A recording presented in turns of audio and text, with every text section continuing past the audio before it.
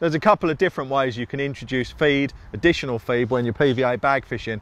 Obviously the main way is to keep recasting the bags, and sometimes that's necessary if you're catching obviously numbers of fish, or if you're getting wiped out by bream and tench. And the process of recasting a bag every time is going to put several ounces of bait back on the spot.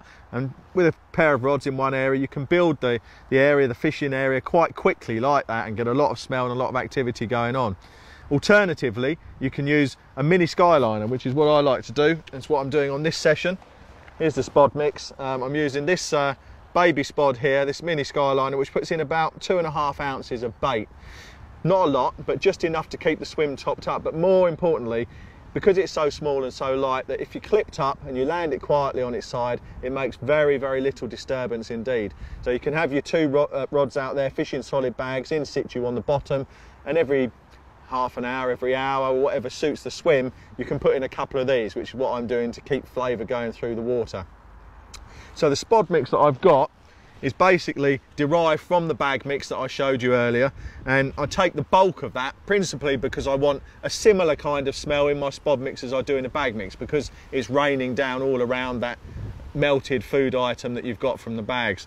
So the bulk of it, as I said, is made from that bagging mix, and to that I've added a few things which you need to add to make it come out of the Spod. If you just use pellet and ground bait, it's become a stodgy mess, and it's just going to clog the Spod and it won't come out at all. So to that PVA bag mix, first of all, I add some Bait Tech particle mix, which is a blend of all different kinds of particles. Some bigger things like maize, lupins and different types of seed. It's got a little bit of hemp in there as well, and it's the one with the really strong potent aniseed smell, which I think fish love.